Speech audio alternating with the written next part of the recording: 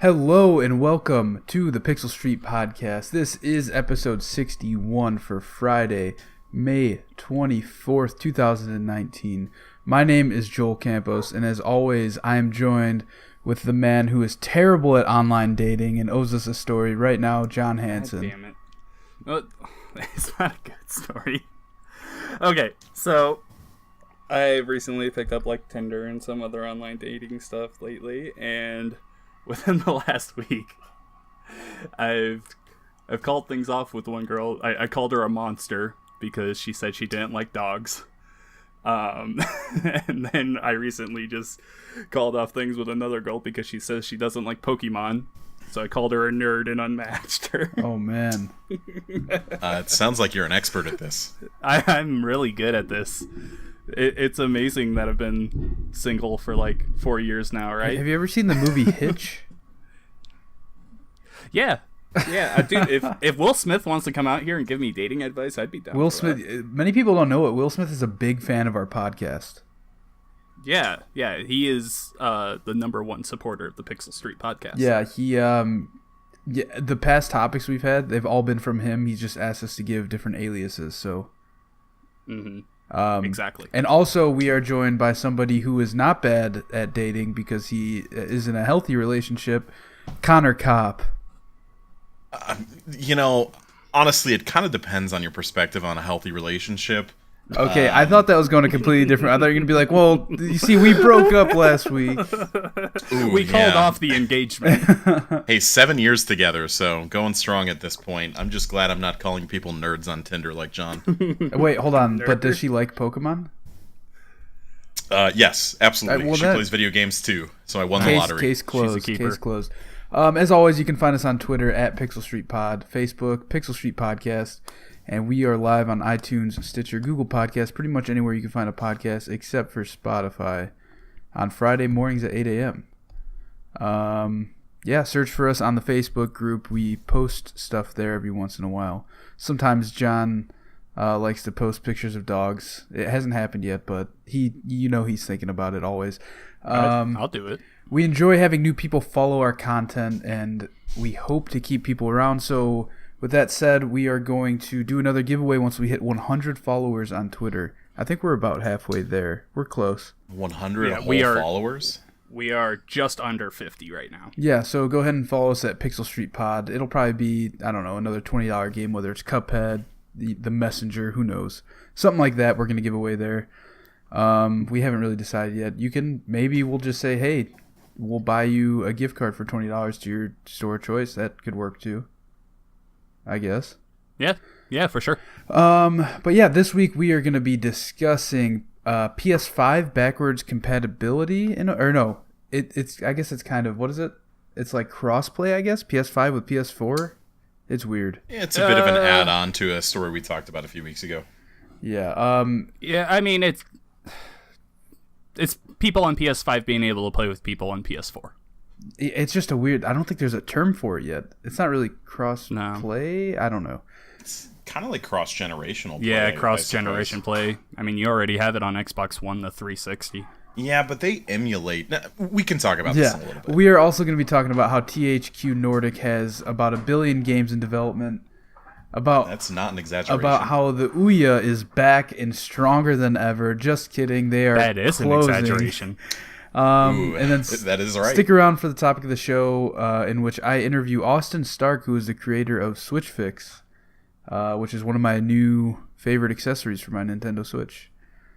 Yeah, that thing looks pretty awesome. I'm honestly kind of jealous. Yeah, I'll talk about it a bit more when we get into my games I've been playing, because one of them I've literally only been playing because of this device. But anyway, John, take us into some of the free games of the month. All right, on Xbox One right now, we have Marooners for the whole month of May. And actually, just starting within the last week here was the Golf Club 2019 featuring PGA Tour. On 360, you have Comic Jumper. On PlayStation 4, we have Overcooked and What Remains of Edith Finch. And on Twitch Prime, we have The Little Acre, Whispering Willows, Stealth Bastard Deluxe, still an awesome name, the Majesty Collection, and we will keep beating this in your face until you do it. You can get free 12 months of Nintendo Online with your Twitch Prime account. It's a steal. Do it. Do it now. Connor, Xbox Game Pass. What are the new games that were just announced today? Yeah, we got a ton of stuff coming here pretty soon, too. May 23rd, which will have rolled by the time this podcast goes live. We've got Metal Gear Survive and the Banner Saga. May 29th, we got Void Bastards, which is honestly just as awesome as Stealth Bastard Deluxe, so might be worth checking out there. May 30th, we'll be getting Dead by Daylight and Outer Wilds. Outer Wilds, if you remember, was a game that was given out in a free mix pot quite some time ago on Mixer with Microsoft promotion.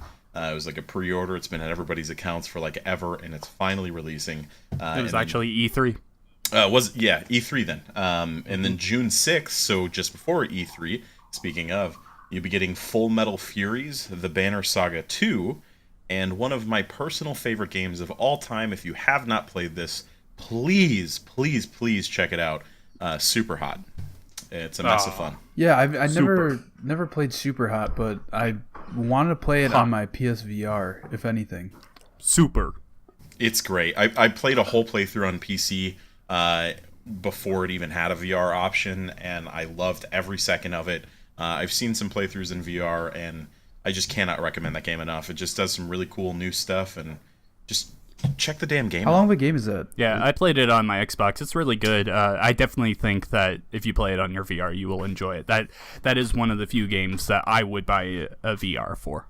Definitely. It's not super long. You could probably complete the entire game in 15 hours or so playtime, so a decent offering if you're going back and trying to 100% all the puzzles and everything like that.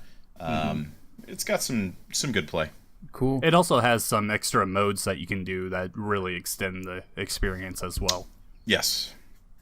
Yeah, well, I mean, the fact that it's coming to Xbox Game Pass gives me hope that it could potentially be a PS Plus game in the near future. Which like all these games are kind of related in that sense. Like, I don't know, What Remains of Edith Finch is free on PS4, and it's also in Game Pass, which is kind of free in my mind on Xbox because most people subscribe to it, I'd say. Yeah, honestly, over the past year or so, we've seen a lot of crossover in that demographic between the Xbox offerings and the PlayStation offerings. I don't know if they're just striking up the same deals or what's going on, but I think it's a pretty safe bet now. If you see it somewhere, it's going to be on the other eventually. Yeah, I agree. All right, and let's get into the new releases. We completely skipped it. Oh boy.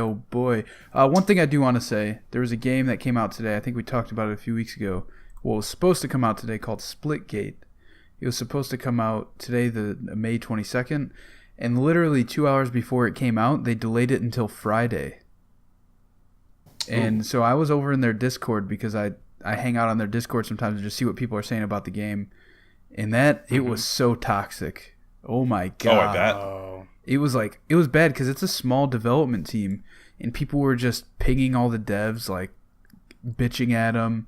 And there was one mod in there at the time that was like trying to keep crowd control, and then eventually when I went back 2 hours later, he wasn't there anymore, and people were still just bitching on and on. Like, this chat was just flying through my feed. Honestly, and that's such a difficult decision to make as a developer too. Even honestly, especially when you're that size, it's just not an easy call having to do something like that, because it's not really a win-win scenario at all. You're losing no matter what, and it's definitely a bummer, but let's hope the Friday launch goes smooth and we end up with a cool game. Yeah, I'm just wondering what they found, 2 hours before the game came out that made that drastic choice for them. Yeah, it's got to be something related to the servers or something. Yeah. You got to figure. Yeah, and definitely. I mean, and when it comes out on Friday, there's probably still going to be issues with it just because, server issues with the only multiplayer game it's going to be a problem no matter how big your company is. Yeah. Definitely. That's kind of like the number one thing that you need to lock down. But at any rate, let's go through this list of new games coming out in the next week. Splitgate being one of them. And there is nothing. Hey, Blood and Truth, man. Okay, you are absolutely wrong. Blood and Truth is releasing after so much wait time. This is another game that everybody should absolutely pick up. It's a VR title. Please buy it. That's it next looks week, amazing. You're right, but I'm excited. Okay. Well, no, yeah. I mean, All we right. go in up until next Friday, right? That's what the list we're looking for. Yeah. Is that what we're doing? yeah. All And right. To be honest, I mean, there's nothing Whatever. in this next week anyway. Hey, so. wait. So Connor, you have a PSVR? I'm sure we talked about this. So I used to have one. I got rid of it, and I've been kind of fiddling around with the idea of picking up another one. Dude, you should. And actually, that new Oculus Quest just came out, and I might go buy one of those tomorrow. Oh wow, wow. Yeah. I don't know. so- The Oculus Quest seems cool, but at the same time, I feel like there's potential for a lot of games to either not be able to run on that thing, or Right. or like developers just not wanting to go through the hassle to figure out how to get their game to run on it. Yeah, I've been following it pretty closely and watching some reviews and stuff on it, and for what I see so far, it's kind of a more curated experience where not everybody's trying to push stuff out. It's kind of Oculus going out and specifically finding developers to work with to bring their games there instead of people just open platform making stuff for it. So it's a bit of a different selection process, but it launched with 50 games. I've heard some really good stuff about it, and honestly, the big seller for me is the fact that it's just full wireless. I hate wires. I am so sick of them. That's honestly why I got rid of my PS4 VR. I just hated the 15-minute setup time, and something like this is perfect.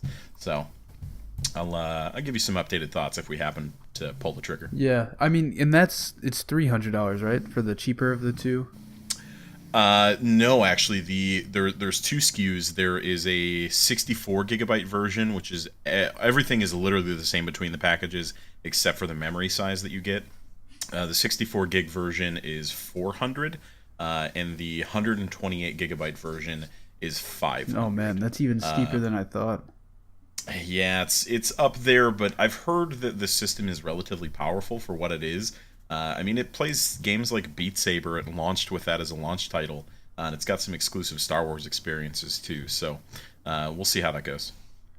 Right on. Yeah, I'm excited to hear more if you do end up getting it. And like, I do enjoy VR a lot. I don't think I enjoy it enough to buy another VR headset until I don't know, until it gets moved technologically further than it is now.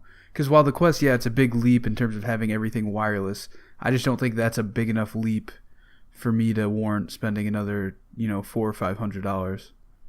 It's definitely a huge entry fee. The thing that makes it very appealing to myself is obviously the wireless thing.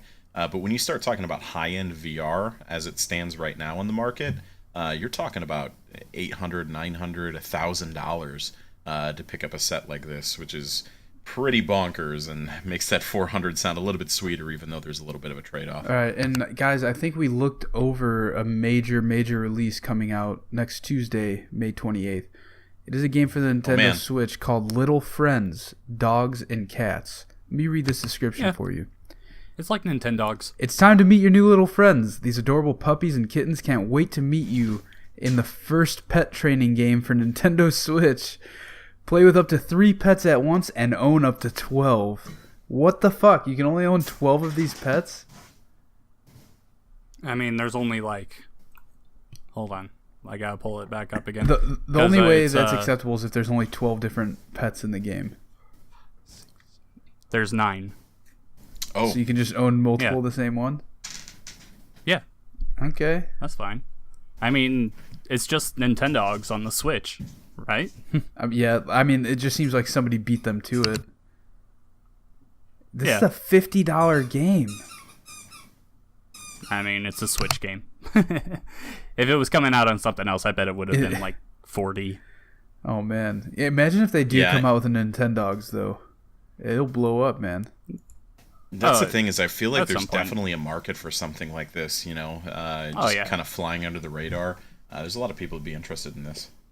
You gotta figure at some point Nintendo's gonna make a Nintendogs for the Switch. I mean, they always would put hope that so. on their portable games, and look at the Switch. You hear me can out. take Hear it me anywhere. out. It's a Nintendo mobile game that is AR. Okay. Nintendogs AR. I don't know. I don't know a good title, working title. But So it's what you're saying there's- is Nintendogs Go. yeah, essentially, Hey, I'm You know, into that it. would make a lot of sense. It would. I'd rather have that on my phone. Yeah. it would. I don't think it'd be like. I'm sure it would sell like crazy on the Switch, but on your phone, like you could. Like, Well, there's no camera on the Switch. no, yeah. I mean, but I'm saying like a Nintendogs, like a traditional Nintendogs versus an AR one. Yeah. But an AR one would be cool because you could take pictures of your little pooch at your local park, you know. But then it'd be. I mean, the really... Switch is just so big that any Nintendo franchise is just going to be huge on it. Like, I'm thinking about buying Fire Emblem when it comes out this summer. Oh yeah, do it, please. And then I'm going to shit on it. But I mean, we're just avoiding the big topic here. There better be an Animal Crossing, damn it. If there's not an Animal Crossing, then I'm burning my Nintendo Switch. You heard They're it here talking about first. it at E3. Okay, It's this been year announced. though, like I better get it this year. They said it's coming this year. They have told me these things before. Reggie is gone. I don't know who to trust. All right, I need Animal Crossing. I need to owe my entire life savings to a raccoon. That's what I need in my life. You're right. I'm not in enough debt as it is. Yeah, me either. Struck a chord there. I never got into Animal Crossing too much. I tried to get into that mobile game that came out like a year ago maybe. Never really got into it, but I don't know. Those games aren't really for me. Yeah. They haven't really been for me either, but it's coming to Switch, so I'm going to give it a try. I'll take every single one. All right, well that I think just about sums up the new releases of the week and the year for that matter. Let's get into what we've been playing. John, get us started. Alright, so last week, me and Connor talked a little bit about his fiance playing Uncharted, and it really made me realize that I never went back and played it myself. So I've got the Nathan Drake collection on my PS4. I've played through 1, and it seemed just like an okay game, and I'm playing through 2, and I'm just at the part now where you meet up with the one chick from the first one. Elena, yeah. And I don't know. It's just okay. I'm not blown away by it. A lot of people talk about it being the best in the series, and I'm like, eh. I think 4 is the best in the series. Agreed. Definitely. Yeah. I do hear a lot of praise for number 2, though, simply because 1 is such a hard experience that 2 just makes you feel much better about wasting your time playing these games.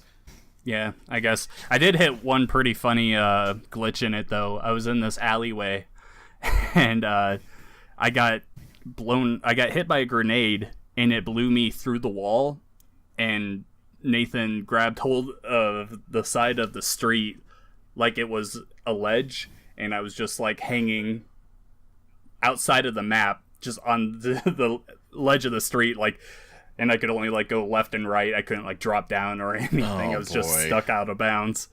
So that happened.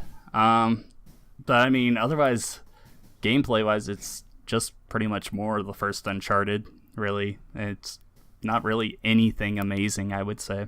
How far are you into it? I said I'm just where you meet up with Elena. Man, it's been a minute. Yeah, I don't even remember where that is. It's probably a few hours in. Okay, so you're not horribly far. I will say that I went back and looked at it after last week's discussion, and it looks like Uncharted 2 is significantly longer than the rest in the series, so I think that you just haven't made a huge dent in it, and I'd be interested to see what your thoughts are when you've gotten a little bit further. I definitely remember Uncharted 2 being way, way longer than 1. Because I didn't. It's like twice as long. I didn't play through them until I got the Nathan Drake collection. Like, this was my senior year of college, so like 3 years ago. And I remember, like, I played through 1 and it was like a breeze. Like, I did it in like 2 days, I think, 3 days maybe. And then I was playing through 2 and like I kept thinking like, all right, the end's coming, and it just never came. Yeah, there's a lot of kind of false endings in that game where it makes you think you're kind of bridging the gap there and tying things off, but it like restarts up the action, and it just keeps going and going. I will say that I feel like the back half of the game is better, though. Yeah, it's a great series overall. I'll definitely end up playing it again, for sure. All right, Connor, you want to talk about your game now? I need somebody to send help. I cannot stop playing Days Gone. So I just don't. Why is that the case? Because I know a few weeks ago you were kind of cold on it, like you weren't sure. Absolutely, and I still feel the exact same way. I will say that I've warmed up a little bit in the kind of back half of the game, I suppose. And I do feel like it kind of redeems itself in some ways. I think 2 weeks ago, I think I gave it like a 6 out of 10 or so. I'm going to go ahead and revise that and give it like a 6.5. So it has redeemed itself a little bit. Honestly, I just feel like I'm playing this in the absence of anything else. There's just not a lot going on in the market right now. Not a lot in my backlog that I really, really want to get around to. And my problem is I always get sucked into things very hard. And for some reason, this game is just good enough to keep me slightly entertained. But speaking of games that feel like they drag on forever, oh my god, does Days Gone just continue and continue and continue. I'm at the point where I want to know what happens. I'm invested like 30 hours into this game at this point, so I just need to see it through. But there's still another like 5-6 hours to go at this point, and I'm simultaneously frustrated and ready to be done with it, and slightly satisfied all at the same time. I really don't know what to make of it. I just need some other video games in my life. Yeah, I heard in the reviews that the game does drag on a long time. It's weird. Go ahead. I was going to say, do you find that you're at the point now where you're just playing all the main quests just to get it over with? Kind of. I find times where I'll step off and just hit the critical path and not worry about anything else. And then other times I'll kind of go back and I'll start doing some more of that side content. Maybe take down a horde here, or go for some of the like upgrades that you can get in the game. There's these little like injectors you can find around the map that give you health boosts or stamina boosts and stuff like that. And I've been chasing those down, and it's not wildly satisfying. I think the thing to me is one point, maybe 6 months to a year before the game released, it was a wildly different game, and it shows very heavily here. There was very clearly a morality system in the game at some point. We already know that there was some dialogue choices and stuff that were originally in the game, and huge swaths of the entire game were cut out. And I can't help but think about what this game would have been like when I play it, if they would have kept with the original vision, especially when I'm getting so frustrated with it already, just taking way too long. This game probably would have been a 50-60 hour game for just the single player campaign otherwise, and it's kind of mind-numbing. Not to say that it's not mind-numbing anyway, but that's just how I feel about it. Yeah, it sounds intense, man. I don't know if that's something I want to dive into. Like, I like the premise of the game, but the way that I hear you talking about it sounds like it's just a headache. I really can't decide if I absolutely hate this game or if I just feel meh about this game. Like, I don't even know that I would say I hate it. This game doesn't even make me feel anything resembling any kind of human emotion towards it. Like, it just shoves in character stories without ever actually like making you care about the characters, and so it has like some kind of significant happening to these characters, but you don't really care because you don't know anything about them, and it's weird. I don't know. I'm very much looking forward to just finishing this and moving on to something else. Hopefully E3 will give me better prospects for the next year. Yeah, E3 is going to be exciting because we really don't know much coming out this year. Like big title-wise, I guess. Yeah, it's kind of that weird gap year where anything could happen. Developers are kind of wrapping up what they've been working on this whole generation, and we're expecting the new consoles, so things could be a long time out, things could be very soon. It's going to be kind of a wild card. Yeah, I agree. So two of the games I've been playing, I'm going to bunch them into one. I've been playing Halo 3 and Halo 5. So I got back into Halo 5 this past weekend. I don't know. I just saw it. I saw somebody in my friends list playing it, so I decided to hop on and give it a go. I've been playing a lot of SWAT. SWAT, I think, is my preferred game mode. I'm pretty good at it. It's the best game mode. Yeah. Yeah, SWAT's the best. I think it's just like the one-shot kill factor. Like I'm way better. satisfying. I'm way better at hitting somebody in the head before they even see me than I am at like chasing some dude around a corner and then he's waiting for me with a grenade.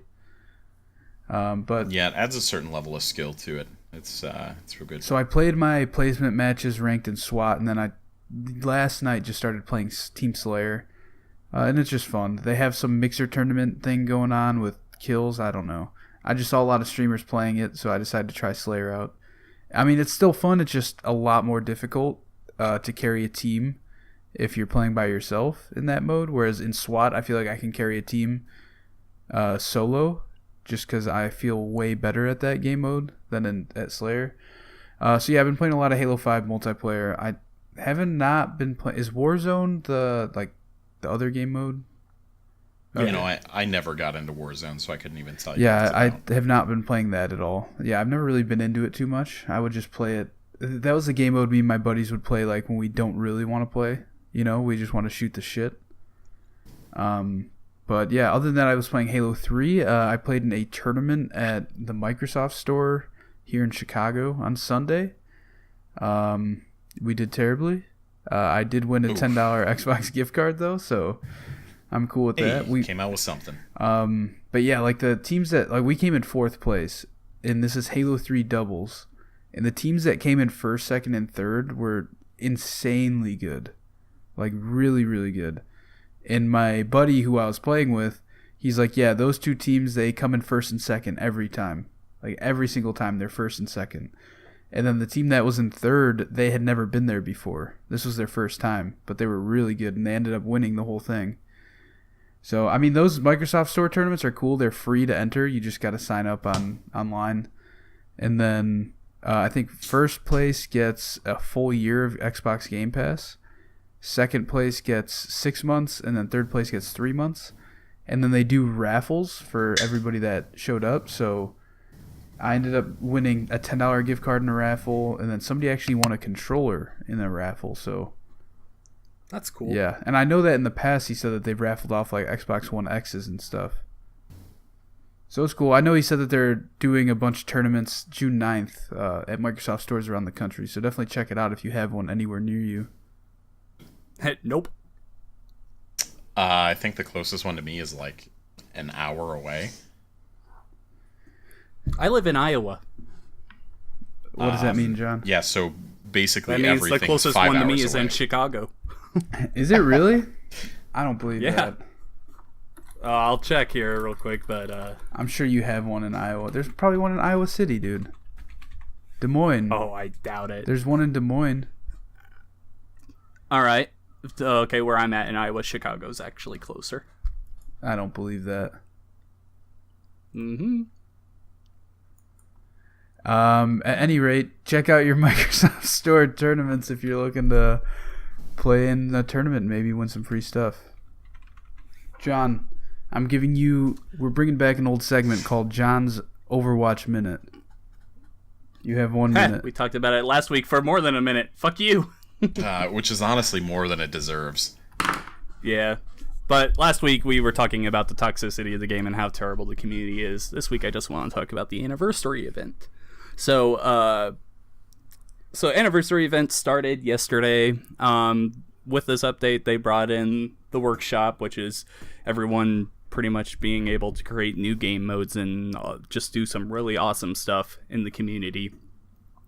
If you follow any Overwatch fan page, they're constantly sharing these now where they give the code out to find this game mode that someone's created. Just people doing a lot of crazy stuff. Like people have done like Diva racing where it's just them flying through the air and they have automatic thruster boost all the time, so they're just racing each other there. I've seen Snake, that old like Nokia game someone made in Overwatch. Just a lot of crazy stuff. And so the new skins and everything that they brought into the game, they're okay. There's one with Diva that's like a schoolgirl one that a lot of people will get off on. One with May where she's in cut off jean shorts that everyone's gonna get off on. Roadhog's got a pretty cool one where he's like got this glass helmet thing on, and I think it's called Toxic or something. There's like a bunch of like this green substance in there and everything. I'm trying to think of what else there was. There's a bunch of like of the lower tier skins where it's like just carbon fiber for Pharah, Doomfist. Diva got a second skin, which is like called Midnight, where it's like all dark purple and everything. That looks pretty cool. Besides that stuff, I mean, it's just your normal event stuff for Overwatch. Nothing too amazing. You can go back now and play any past event if it's in the weekly playlist. But really what I want to talk about is a game that I started playing today. It's a new game mode that they added. It's called Heroes Gauntlet. And this is essentially gun game in Overwatch.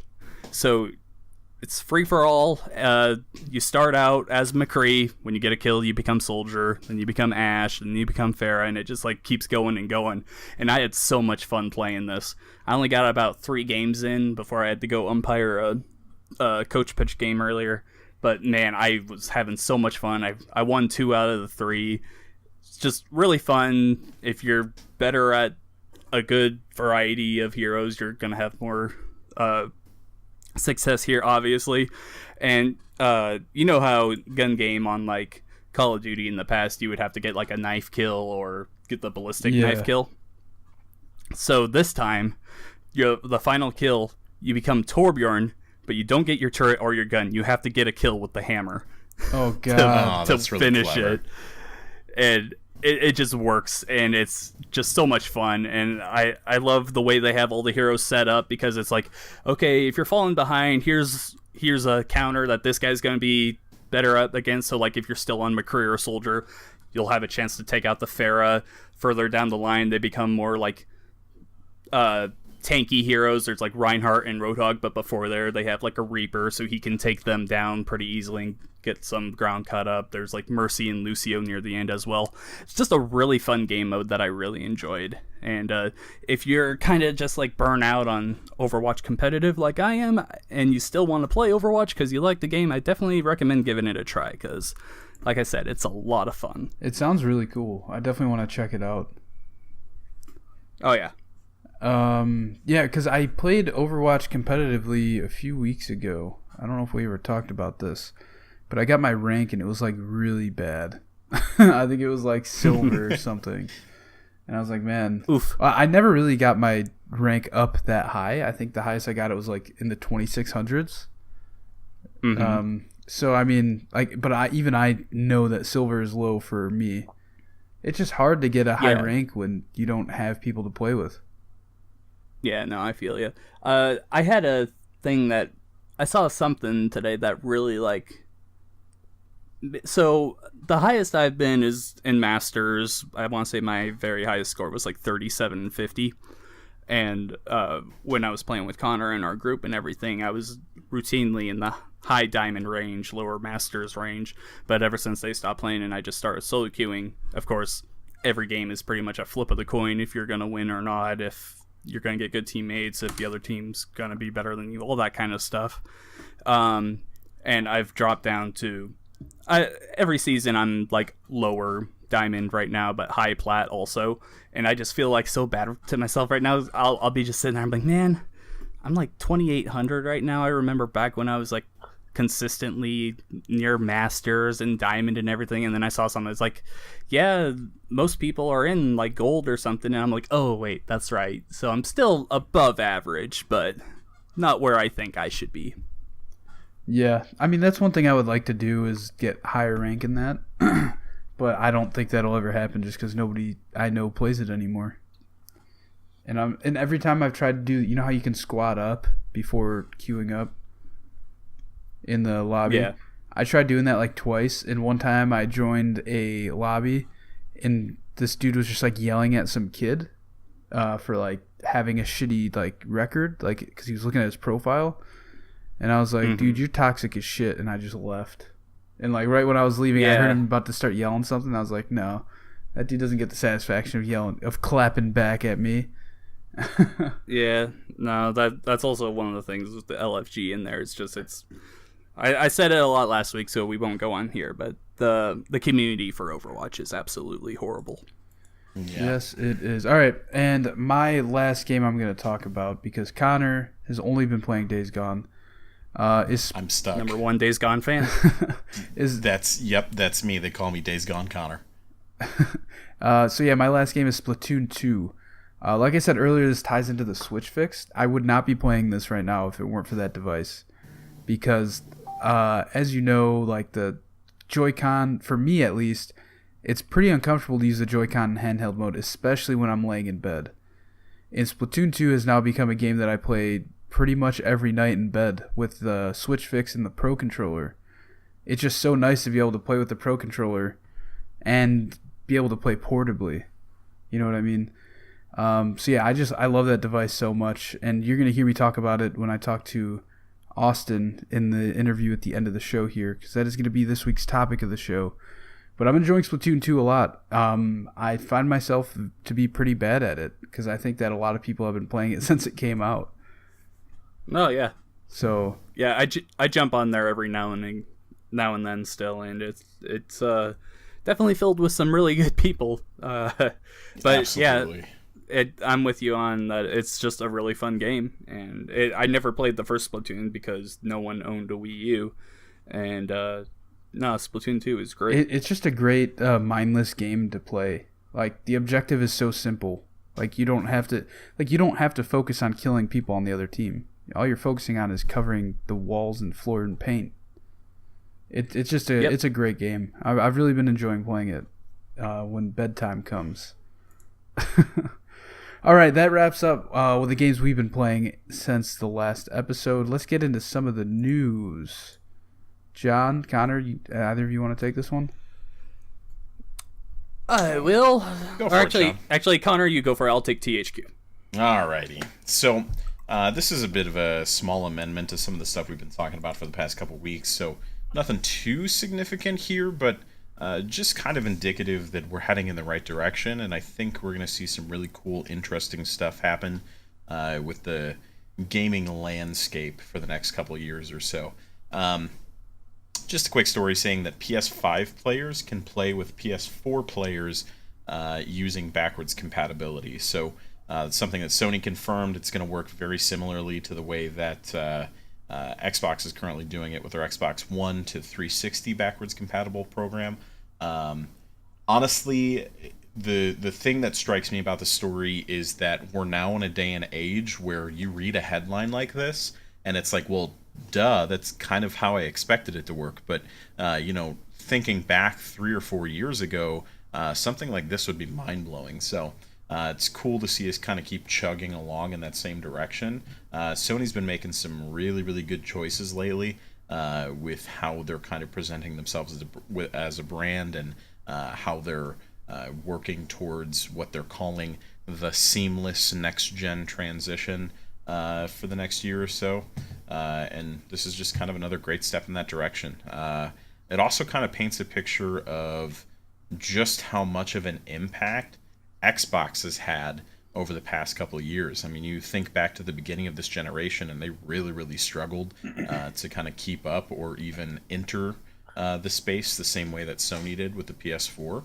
And it really just sings a song of victory for Phil Spencer and everything that he's done to see Sony kind of following in the footsteps of Xbox here. So very happy with this news. Again, it seems kind of like a no-brainer, but just cool stuff nonetheless. Yeah, Phil Spencer is... I mean, he's just so awesome. I've loved every move he's made since he took over Xbox, and he's just a one-of-a-kind person. Yeah, this is going to be awesome to see in the future, especially because, like, I'm sure each of us are going to end up getting the next generation of console, sooner than some people we play video games with, just because we like talking about them. We like all the latest and greatest stuff. Oh, yeah. And so that's just going to be nice that when I do end up getting the next Xbox or the PS5, I don't have to worry about, like, leaving all my friends behind, you know what I mean? And not being able to, like, party chat with them or anything like that. Or even... Yeah, it was honestly a huge issue that I had at the start of this past generation.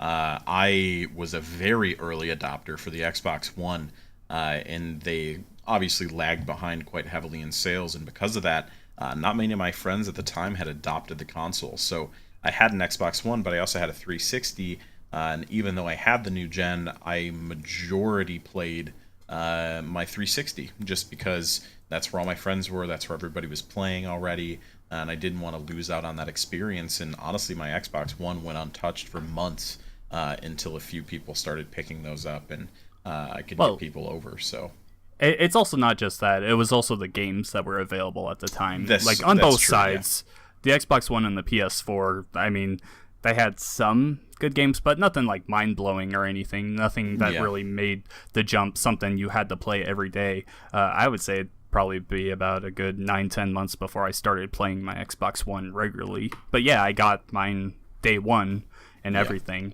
I had it there. I had Call of Duty Ghost on both sides. I had Dead Rising 3, and I enjoyed those games a lot, but it wasn't something that was like, okay, I have to be playing on the next gen right now. Yeah, well, what I'm curious to see is this says that you could play with, PS4 buddies via backwards compatibility. So what happens, let's say Battlefield 6 comes out at launch, right? And it comes out for PS4 and PS5. But they're two separate discs, because the PS5 version is beefed up. Those games are not going to be compatible together, correct? What do we think on that? So, hold on. This is one of my theories. It's actually a piece of a little piece of editorial opinion-based stuff that I've been writing for Culture of Gaming right now about the partnership between Microsoft and Sony. And going forward, they're working together to make sure that everything is running so good streaming-wise on both ends for the Azure kind of thing, which is where xCloud is going to be streaming off of. And I really think just using that kind of stuff, they're going to be able to interlink those so you can have your players on PS4 and PS5 playing together, even though they're on two different discs. Yeah, I'm just curious how that works logistically, just because, I don't know, the PS5, is going to be more powerful. So they might have a large advantage over PS4 players. Yeah, I mean, to dive a little bit into the technical aspect of it, John Kadera, which is the Sony vice president, was very quick to add that, and this is what he said specifically, that cross-generation play is something that's important to the PlayStation community. One of the reasons that backwards compatibility was so difficult for Sony, and why you haven't seen them make some kind of effort to make PlayStation 3 games compatible on the PS4, is that the architecture is completely different. They scrapped everything when they went ahead with plans for the PS4 and started from the ground up and rebuilt something else entirely.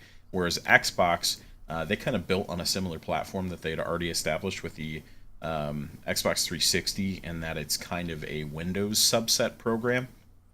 And so it was very easy for them to kind of adopt that backwards compatibility.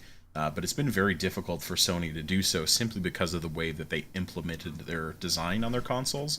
But the thought going forward is that the next generation PlayStation is actually going to be using the similar architecture base that PS4 has. And with that, like John said, I think this is kind of going to be a focus going forward and something that they look more heavily into because, you talk about the generational transitions that we've had over the past couple of years, and player bases get split very quickly when moving into a new generation. The old hardware gets abandoned, they stop releasing things for it, and they start only releasing for the new platforms. I think this might be a good way to kind of extend the life of some of those old consoles. So even though maybe the PS5 is out in 2020, 2021, maybe the PS4 has another 3 or 4 years in its lifespan, and can keep up and keep playing in a cross-generational play manner. I don't know. Some will have to wait and see. That was also something with the 360 and PS3. They lived a lot longer than other consoles have in the past when the next generation came out. Part of that was because prices and everything, but also because they were supporting games on both consoles on both generations for a long time, both sides. So I think you only get a bigger extension of that, because I really do believe that pretty much they're going forward with this mindset that we want players to play on the consoles that they have now, as well as anyone that's taking the jump to the new one. So I think it could be a while before the Xbox One and the PS4 actually go out. Yeah, I don't know. It's going to be exciting E3 because I imagine we're going to hear something from Xbox on their next-gen stuff. Oh, absolutely. Oh, yeah. If you're Xbox, then you're kind of going all in this year. Sony's not there. You're just going to really go full bore here. Yeah, definitely be sure to tune in. And let's say 2 weeks, we'll have an all predictions for E3 cast. Sound good? Sounds good to me. Yeah. All right, John. Talk to me about THQ Nordic, the greatest game development company alive. So, THQ Nordic currently has 80 games in development. This is by Blake Woog of Game Informer. THQ Nordic, the publisher behind Darksiders 3 and Metro Exodus, has been quietly acquiring game licenses and studios for the past few years. In a recent financial report, it revealed that the company currently has 80 games in active development across 3 major studios, with one being a currently unannounced AAA title from 4A Games, best known as the studio behind the Metro franchise. During the period, we signed multiple new projects, among them a new development agreement with 4A Games, the developers of the Metro franchise, for their upcoming, still undisclosed AAA project. By the end of the quarter, THQ Nordic, Deep Silver, and Coffee Stain had 80 games in development, of which 48 titles are currently unannounced. Alongside the reveal of 48 mystery titles came the announcement that THQ Nordic has acquired Piranha Bytes, and with it, the rights to all of its games, Elix, Gothic, and Risen, joining the ranks of Time Splitters and Kingdoms of Amalur in the list of THQ Nordic's game acquisitions. This is ridiculous. I haven't heard of any of those games they just announced. At this point, it seems like they're picking up studios and picking up games just to have them. I've definitely heard of Elix. I have not heard of Gothic and Risen. Time Splitters was a really big thing back in like PS1, PS2 days. Kingdoms of Amalur was that Kurt Schilling led game out of Rhode Island that was actually pretty popular, but then there was like this whole scandal and everything with that, and they picked it up quite a few months ago. I think that the best news that this gives us is that some of these titles or IPs that THQ Nordic has picked up in the recent years, I guess, since they became their own thing. Was it like a year now? Year and a half? And it's been a couple years now, I think. Well, either way, the best news is that some of those IPs that you might like might have life, or probably do with 80 games in development. That's insane. Yeah, that's 80 games between, what did they say? Crap, I lost my place. But they said, like 4 or 5 companies? Not all of those are coming out. That's just too much. But I think a good chunk of those could come out. I guess it doesn't really say how many development companies they have, but on the publishing side, they have a lot of stuff under their wing, which is awesome, because it is, without them, we don't see a Darksiders 3, which has a pretty healthy fan base for, what it is. It's a AA style game. And then Kingdoms of Amalur, I know there are a lot of people that love that game. Time Splitters, there's a lot of people that look back on fondly. So they do really have the whole AA market down to themselves. And I don't know. It's awesome. Maybe at E3 we get a bunch of announcements. Yeah. Who knows? Another question I have is, to what extent are these games in development? Is it just like, yeah, we talked about maybe making another Gothic game? Like, does that entitle it being in development, that they drew a picture on a whiteboard? They said 80 games in active development, so that tells me that they have actually started coding and stuff for these games. If they were just to say just development, that could just be like story planning and just really deciding what the game's going to be. But if they're saying active development, that means that people are actually working on it and they're in the process of making the game. Sorry, I was taking a long drink of water there. I could tell. Damn. There was one other thing I was going to ask, but I can't remember what it. Oh yeah, who is funding this?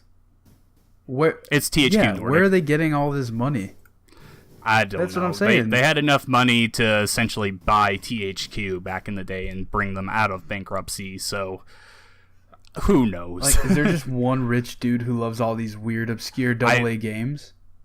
in all honesty, it might be just like some billionaire over, and I think I think THQ Nordic is like based in like Switzerland or something. I don't know. I can check real quick. Yes, it is a Austrian video game publisher that acts as a publishing arm for a Swedish holding company. So it's kind of a shell within a shell almost. It sounds like somebody's trying to evade taxes. That is just like you're just like trying to say that you're one thing, but without explicitly saying what you are. It's fine. Austria doesn't have taxes. Fair enough. But they do have to pay taxes in the U.S., don't they? If they're selling their shit here. I don't know. Do we know anything? I don't know. But yeah, this is... What else are we but idiots on a podcast? Right? What do you want from me? All right, I think that's enough about THQ Nordic. I'm sure we're going to hear about at least 65 of those games come E3 this year. Next article comes to us from Game Informer. Javi Gwaltney writes, the Ouya's store closes next month. The Little Ouya caused a stir in 2012 with a crowdfunding campaign bringing in nearly $1 million for what its creators promised would be a fully fledged console for under $100. When the Ouya launched in 2013, the console technically lived up to the description but failed to match the power of what Sony, Nintendo, and Microsoft had on the market. Cheap plastic controllers and a minuscule library of selectable titles also alienated possible customers. In the end, the Ouya was a dud.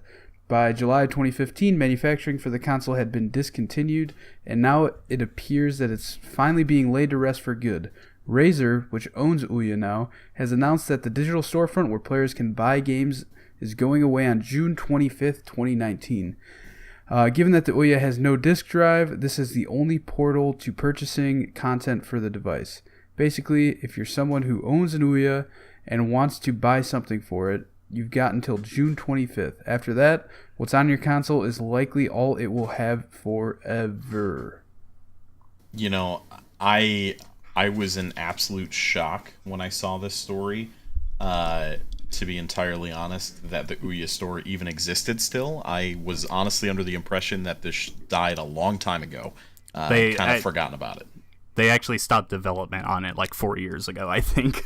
Yeah, so this is just them closing down the store, kind of like with the Wii thing at the beginning of this year. Yeah, to be honest, when this was relevant, what is that? 7 years ago now? 6 years ago? I didn't even know about it. It was just something I saw up on the shelf at a GameStop every time I went. At the time, it was actually a pretty big deal because it was like the biggest success story of Kickstarter. Yeah, it got like $8 million worth of pledges, and the chairman was this woman who was like very boastful and everything. Like I remember, like there was some video about her talking about how she had the biggest balls and everything, and yeah, and I think there was also a thing of her like kind of dissing gamers as well, which was weird. I'm not too sure on that one though, but yeah, it had a lot of promise, but then phones became more powerful and they were able to run everything on the Ouya, and there was no point to having an Ouya at all. Yeah, you bring up a great point there. You know, the mobile market kind of eliminated need for anything like this. Much less things like Raspberry Pis or, you know, custom little hybrid devices that allow you to emulate PC stuff on your television, like a Steam Link or something like that. It just really kind of takes the necessity out of things like this. There was certainly a market for it. You saw several other projects pop up like this that also had a little bit of backing support. I think the Ouya was just the most successful story out of those, and just really no need for it in the market we're in currently. Sad to see it go, as clearly it was a big timestamp in gaming history, but, you know, on to the next thing. Yep. Yeah, right. And with that very depressing note, we come to an end of the Pixel Street podcast. Up next, we're going to have the topic of the show, which is where I talk with Austin Stark, who is the creator of SwitchFix, which is an awesome product. I've been talking about it for a few weeks here now. Definitely check out their product. I think it's at GetSwitchFix on Twitter. You can find out how to get into their Indiegogo, and I talked to him about kind of how much it's going to cost and when he's expecting it to be released, so stay tuned for that. And also when he's taking over Westeros. Yeah, he is. Yeah, he's got to take over House Stark. Spoiler alert, bro, come on. But before that, we're going to do our sign-offs here. I'm Joel Campos. You can find me on Twitter at Campos63. Send us an email at pixelstreetpodcast@gmail.com. Send us some topics there. Also on Twitter at PixelStreetPod and Facebook at Pixel Street Podcast. John, where can we find you? On Twitter, I am at Revek Shadows. On YouTube, you can search Revek Shadows or just go to youtube.com/JohnJW92, where recently I have put up a tier maker video. Also, I've been putting up my streams from Twitch on there of World War Z and Tetris 99, and expect to see some new E3 videos on there as well. Also, I've been writing a bunch of E3 stuff for a bunch of different websites. Culture of Gaming, I recently put up articles for predictions for Square Enix and Microsoft at E3. And for another website, I am for ClubPenguinHero.com, I am writing one currently for everything we can expect to see at E3. So definitely check out those. All right, and Connor, where are you on the World Wide Web? You can find me rambling mindless bullshit on Twitter at The Real Birch, and that's Birch with no I, so BRCH. Days Gone is so good. You really just want to haunt my nightmares, don't you? Days Gone.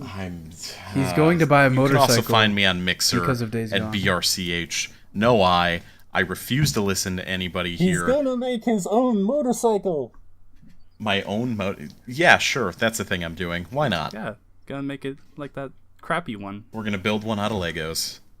On Connor's 2019 Game of the Year, Days Gone. That's definitely not it, Chief, but sure. Is that it? That's the only place we can find you? Twitter? Yeah, that's about it. I'm pretty quiet. I live a busy life. You can also find him on Twitter at Pixel Street Pod. Ooh, yeah, I do post on there sometimes. You're right. You want to give out your address? Yeah, I live at 1... no, fuck you. I'm not giving out my address. All right, stay tuned for the topic of the show where I talk to Austin Stark. See you next week. Hey! Bye! Welcome to this week's topic of the show. This week we have Austin Stark with us, who will talk about a device that he has invented called SwitchFix. I'm going to start by saying that I love the product. I've been using it almost every night in bed, mainly because I am not that big of a fan of the Joy-Con in handheld mode. Like when I'm laying in bed, it just cramps up my fingers a lot. So SwitchFix is kind of a product that lets you use your Pro controller to play portably with the Switch. So yeah, Austin, go ahead and just give us a brief overview of the SwitchFix, or I guess an elevator pitch. Yeah, well, thanks. Yeah, I always really loved the Pro controller. I got it when I was playing Zelda, and I thought it was so much better, and I wanted to use it on the go. So I kind of looked around to see if I could buy something that attached the Switch and the controller, and I couldn't find anything. So I waited, and eventually I thought, well, I guess I'll do it. So that's kind of how I got started with SwitchFix. I think that what makes SwitchFix unique is that it allows you to balance the screen in the center of mass of the screen over your hands, which is naturally what you do when you pick up an object. Past controller mounts, they usually put the screen on the back, which then makes the whole thing want to rotate out of your hands. So it makes it a lot lighter than you would think to hold because of that. But also it works as a stand too. Like it'd be cool to add that little feature. Yeah, and it's kind of SwitchFix. Yeah, I mean, like I said before, I really love the product. And you are doing an Indiegogo campaign for this, correct? Yeah, I'm doing an Indiegogo. It will be launching pretty soon, hopefully by the end of the month, but if not, early next month. And if you sign up, if you put your email into our Indiegogo page, we'll send you a secret link that will get you the best deal. It'll be around 25. But we're also going to be offering a 3D printed version and the final fully injection molded version. That the 3D printed version will start being sold or start shipping right after, and that'll be 45. So you won't have to wait very long to get a SwitchFix if you want one, and then you'll get the fully upgraded injection molded version when that's ready. Yeah, and I was just curious, what is your background in to have come up with such a device for 3D printing? Because personally, I studied architecture in school, so I use 3D printing a lot when creating models and such.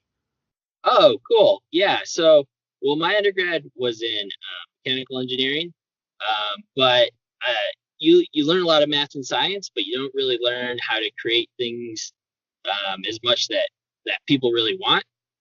So I got a master's degree in industrial design, which I guess stemmed out of architecture. So and that's more of the art and humanities side of designing products, trying to understand the user and how they're going to want to use the product. Yeah, that's very interesting to me. And did you also do the design for the packaging? Because I love the design for it. That was my roommate in grad school was graphic design, and he's super talented. So I'm like, I got him to do it. I wouldn't have come up with something that cool. Hopefully, I would have come up with something cool, but not that cool. Yeah, I'm kind of the same way. When I first got the SwitchFix in the mail, I saw the box, and then I picked my girlfriend up from the train, and I was like, "Hey, you're gonna love the box that this thing came in," because I'd told her about your product before. I'm like, Oh "You're gonna yeah. love this box," because my girlfriend's a graphic designer as well, and she's Oh, like, "All okay. right, we'll see." And she also really loved it. And she's like, "I want to have a photo shoot with that thing," because she's also a photographer. So Oh, cool. Yeah, yeah. I definitely love to retweet that or whatever you guys do with it. That's awesome. yeah, we'll do. So kind of following on with the Indiegogo and the sales of the SwitchFix, do you plan on doing any customizable options for it? Like I know for me, you send it with my, my gamer tag and my Twitter handle on there. Do you plan on like upcharging for stuff like that in the future or no? Yeah, definitely. So, what we're I had sent one to Andrea Renee. She's I'm kind of funny in What's Good Games. And I made her one with her logo and I put color on it. And that takes a little bit more time. Took more time than I thought it would. But we're gonna make that option available. And that's really it. To help support this project. So if you want that, that will be that'll be I think around 80 to 100. But if you just want an engraving in yours with like your gamer tag or something like that, um, that that will be part of the $45. You get a 3D printed one now. Will be a founder's edition with your gamer tag or whatever custom text you want, and then you also get the injection molded one when that comes out. Oh yeah, that's really cool to hear. I did see the Andrea Renee one on Twitter, and I will say it is pretty cool looking. So yeah, Yeah, definitely look out for that if you want to get a custom one. yeah. That was it was pretty fun. It was I actually had a lot of fun doing it, but it ended up being a lot harder than I thought it was. But I learned a lot, so hopefully I'll be able to knock those out pretty quick once I continue doing them. Yeah, yeah. Like I'm for one am excited to see. I have a feeling you're going to be very successful. Oh, Do you thank have patents pending on this? Yeah, yeah, it's patent pending right now. And we're starting, to get the paper. Or I'm starting to get the paperwork done with the lawyer for the full patent pretty soon. Yeah, that's pretty awesome, man. Congratulations. One more question. Have you considered, I think I already asked you this on Twitter kind of, have you considered creating similar products for like other devices that will be similar? Like in the future, you're going to have Project Stadia, or I guess it's Stadia now by Google, or maybe even just like maybe more popular cell phones for when Project xCloud comes out for Xbox and stuff like that. I definitely want to do that because I think being able to place the screen, being able to adjust the screen over your hands, really makes it a lot more comfortable to hold. Because you don't have that torque on your hands. It's not like trying to rotate out of your hands. I when Microsoft showed off their xCloud or whatever it was, they had a controller mount for the cell phone, and the screen was behind the controller, and I'm like, you're doing it wrong. But so I definitely love to make more of those products, and Stadia, that would be really cool to make one for. But also maybe supporting the PowerA controller for Switch in the future and the GameCube controller. Just really starting off with the one for the Pro controller because I really love the Pro controller. Yeah, I agree. The Pro controller is great. I think your product's amazing. So what is the website link for the Indiegogo if anybody wants to go check it out? Yeah, probably the easiest way to get there is to go to getswitchfix.com, and then there's just a million buttons that'll link you right to the Indiegogo page. And if you put in your email, you'll definitely get a link for the best prices on the campaign when it launches. Oh, cool. All right. Well, I think that's about time for this little chat. I'm excited to see what your product does in the future. I think that a lot of people are going to be interested in picking this up, especially because I saw you the first time I heard about it was on Kind of Funny Games Daily. And when I first heard about it, I was like, man, that sounds awesome. And I have a feeling that a lot of other people have probably slid into your DMs regarding this or, been asking for more information in the Indiegogo page. Yeah. A lot of people reached out after that. It was, I've been a fan of Kind of Funny for a long time. And I'm like, it felt like a good excuse to fly to San Francisco to meet them. I made them all custom ones and kind of got to explain it, which was pretty cool. When I went there, I was like, I didn't want them to think that the only reason I went was because I was peddling my product. I guess that was the reason I went, but that's awesome. It was just fun to go though and meet them. Yeah. All right. Right on. Well, I appreciate you taking the time to talk to me about this. I love the product, as I've said multiple times now. Hope you have a great day. I'll send you this link when I post the podcast up. And go follow at SwitchFix on Twitter. I'm sure that Austin's going to be posting a bunch of stuff there once we get closer to the Indiegogo launch. And just check out his product. It's awesome.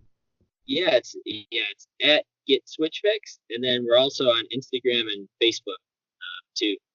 So. Okay, great. Thanks. Appreciate your time. Thanks. Yeah, you too.